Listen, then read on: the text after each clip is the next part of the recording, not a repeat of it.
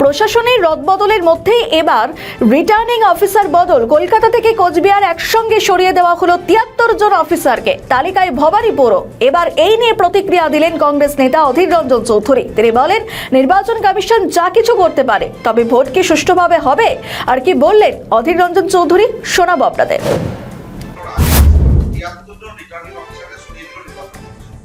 নির্বাচন কমিশন যা খুঁজে করতে পারে, রিটার্নিং অফিসার, প্রিজাইডিং অফিসার যা যা করার করতে পারে, এসপি ডিএম সবকিছু করতে পারে, ডিসিপ্লিন করতে পারে, তার অধিকারের মধ্যে। আমার বক্তব্য একটাই, সবকিছু হচ্ছে, কিন্তু নির্বাচন কি হচ্ছে, নির্বাচন দিন তাই তৈরি হয়ে গেল নির্বাচনের, কিন্তু ভোটার লিস্ট এখনো পাবলিশ হলো না। এটার মানে কি আছে? মানুষের এই নির্বাচন কমিশনের প্রতি আস্থা পুরো হারিয়ে গেছে। এই নির্বাচন কমিশনে মানুষ কোনো ভরসাই করতে পারছে না।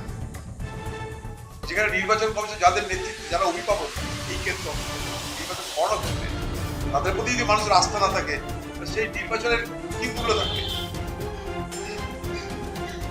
মাথায় ঢুকছে না আমার এটা, কিন্তু একদম এই নির্বাচনটা হাস্যস্কর করছে। এই নির্বাচনটাকে পশ্চিমবঙ্গের মানুষের সঙ্গে ইয়ার্কি মারছে, ছেলে খেলা করছে পশ্চিমবঙ্গের মানুষের। এই নির্বাচন আর নির্বাচনের তালিকা নিয়ে মাসের পর মাস ধরে এই এক এসআইআর, আর আমাদের কোনো কাজ নাই, কর্ম নাই, মধ্যেই আমরা সব কাজ করতে। এই বলছে দেখে নিবো, চলছে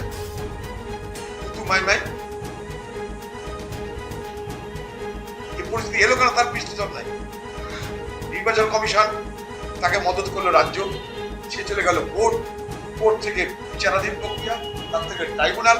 আচ্ছা, ট্রাইব্যুনালে যে যাবো আমি, সে ট্রাইব্যুনাল যেখানে যাবো সেখানকারই ঘর নাই।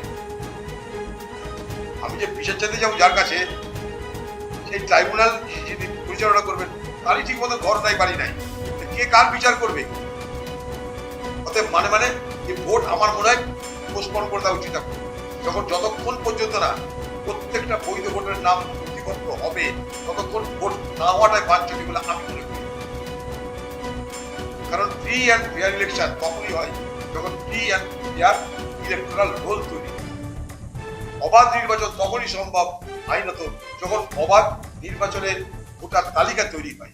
ভোটার তালিকা আংশিক, ভোটার তালিকা পরিপূর্ণ নয়, সেখানে নির্বাচন কি করে হবে? কেন হওয়া উচিত নয় বলে মনে করি। পিছিয়ে দেওয়া হোক নির্বাচন, কারণ মানুষের ভোট দেওয়ার অধিকার যদি না থাকে, তাহলে সেই নির্বাচনের মানে কি থাকবে? আমাদের ভিডিও ভালো লাগলে লাইক ও শেয়ার করুন, কমেন্ট সেকশনে আপনাদের মতামত জানান। আরও ভিডিও পেতে আমাদের চ্যানেলটিকে সাবস্ক্রাইব করুন এবং প্রতি মুহূর্তে খবরের আপডেট পেতে প্রেস করুন বেল আইকন।